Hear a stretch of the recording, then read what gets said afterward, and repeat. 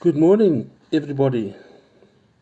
Good afternoon, good evening, depending on where you are and when you are listening or viewing. Greetings from me. I trust you are well, that you are coping very well with what you are doing.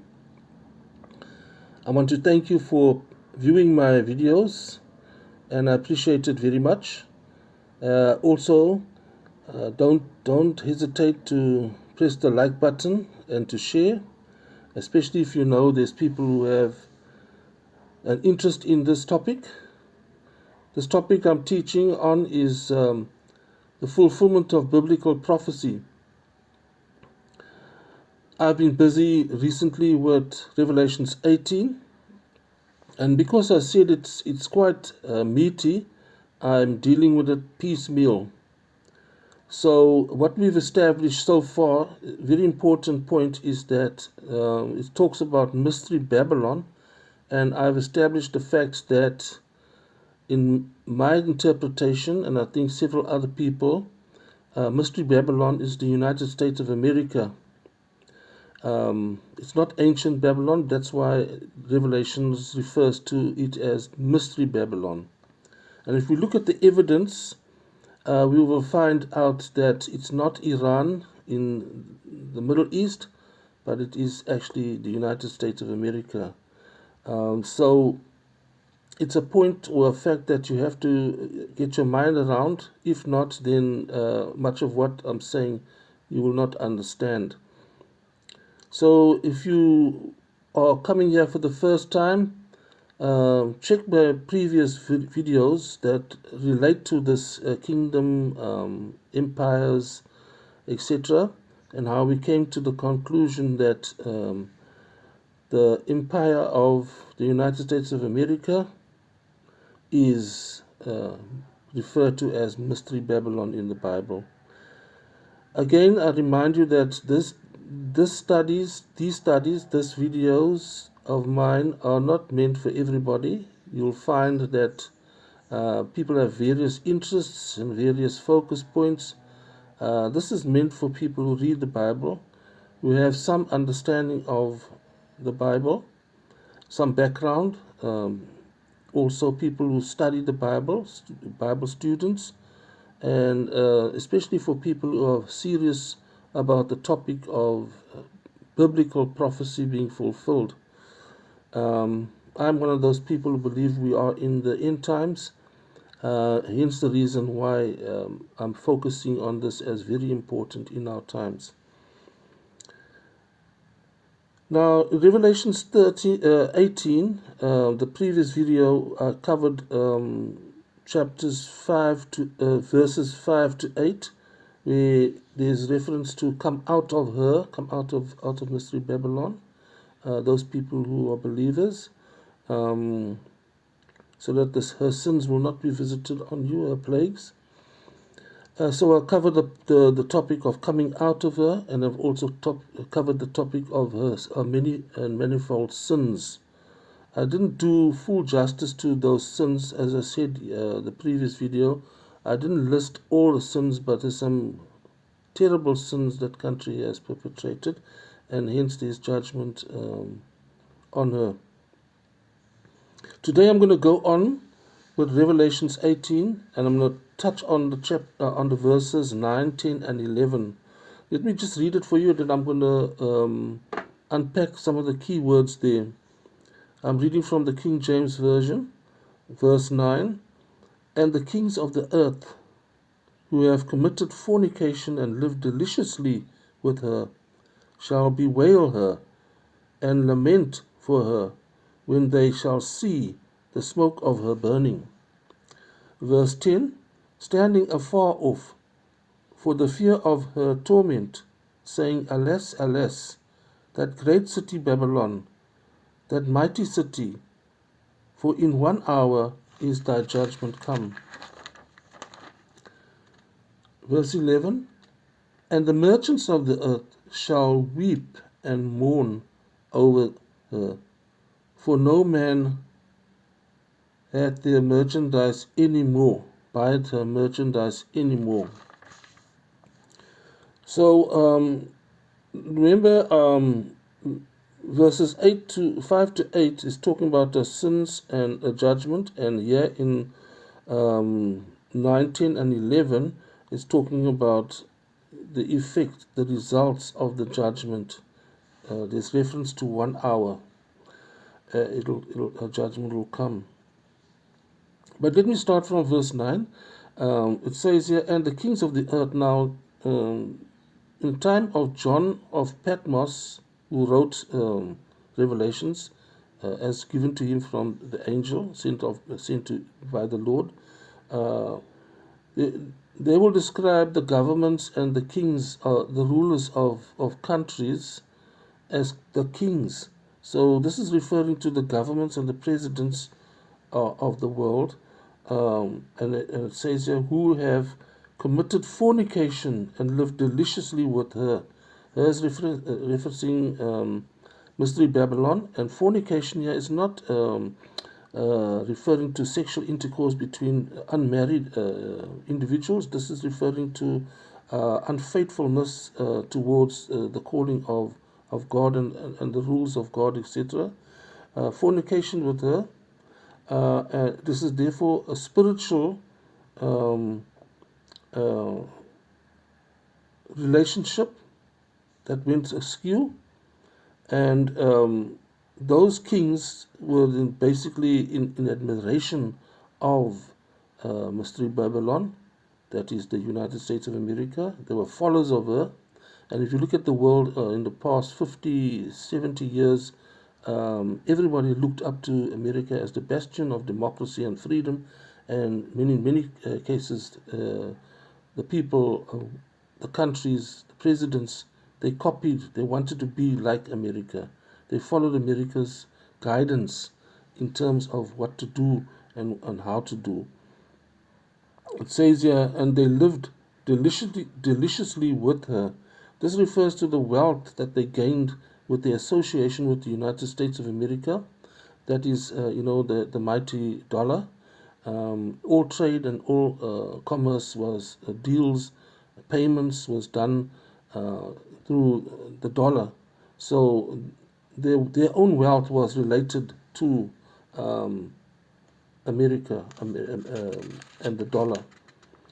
And then you see here further, verse 8, it says, the smoke of her burning.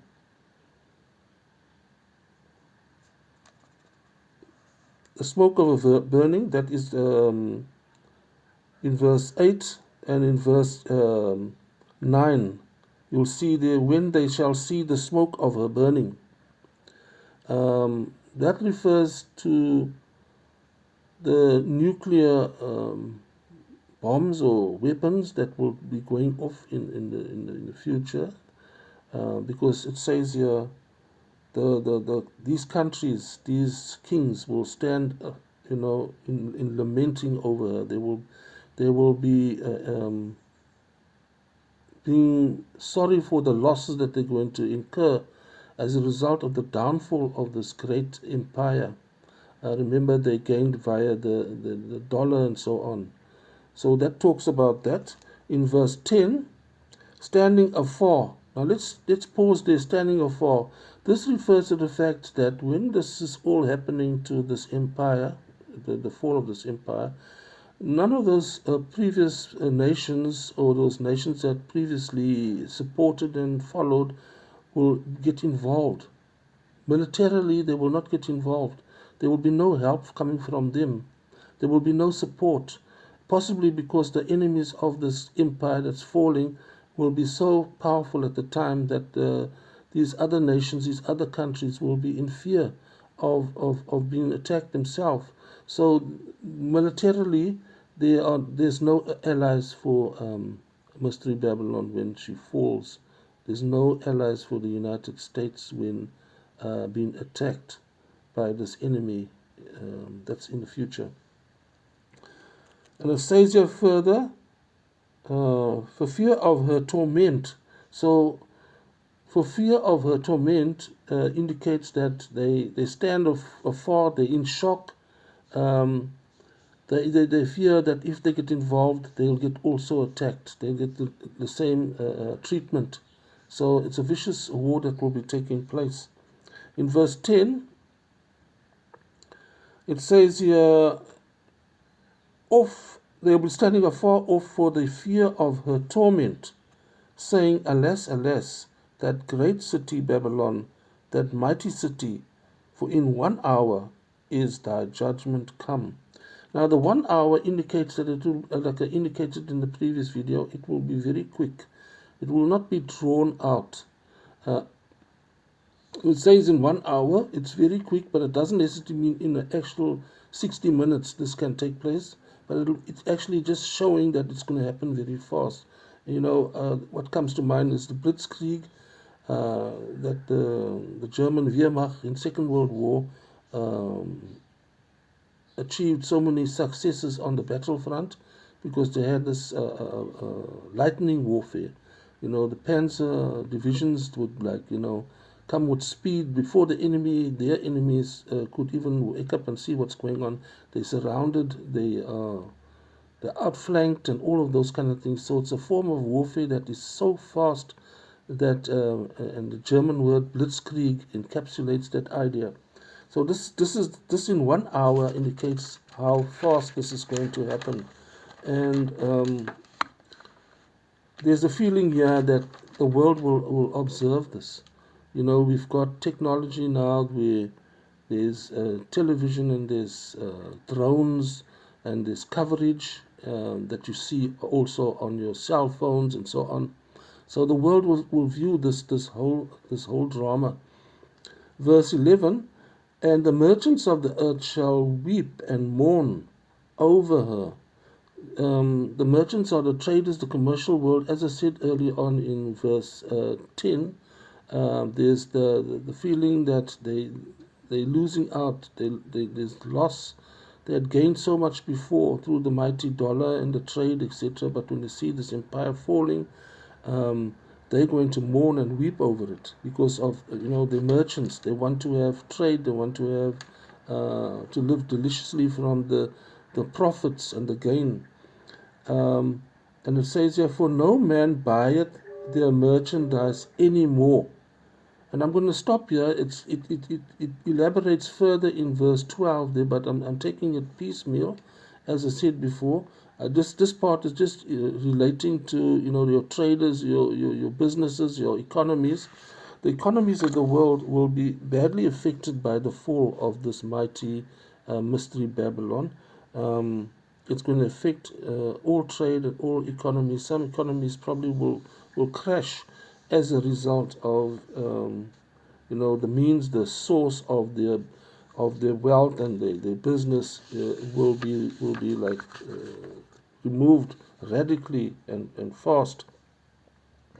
Now, as I'm saying this, obviously there's quite a few people, say many people will disagree with me, but I say again, feel free.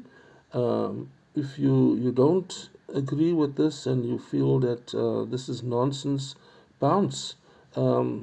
There's no need to argue or comment about this. Do your own research, find out for yourself.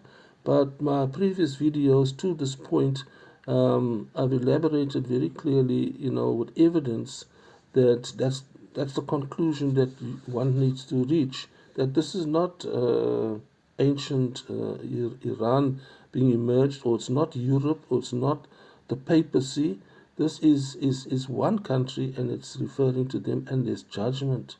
I think in the coming weeks and months, more truths and evidence is going to come out about all the evils that were perpetrated, all the sins that were perpetrated. So you will see what was hidden. That's why I've been stressing the word mystery. It's a mystery. It's secret. Not everybody knows what was going on there. Now, if you disagree, like I said, if there's a possibility that you don't understand. And there's an interesting scripture in the book of Daniel at the end, the last chapter in Daniel, that states there in Daniel 12, verse 10, and none of the wicked shall understand. And none of the wicked shall understand. A lot of the wicked people in the world today, is the things are happening are clear, but they will not understand because that's the nature of the situation. And it's prophesied that none of the wicked shall understand. And there's another interesting scripture that says that Jesus Christ says in the New Testament, there's a way that seems right to a man, but the ends thereof is death. There's a way that seems right to a man, but the ends thereof is death. So I just want to leave you with those serious scriptures there. Um,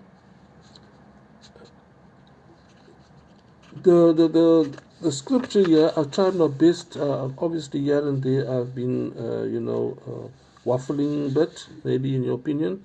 But as long as you get the gist of what we're trying to say, because as I said previously, if it's in the Bible, it's there meant for us, and it's very important information because as it was in the days of Noah, so shall it be in the days of when the Son of Man comes. That's the words of Jesus Christ. So there's people who don't want to understand, they don't want to read the Bible, they don't subscribe to this kind of information, and everybody's free to do as they please, but um, there's judgment.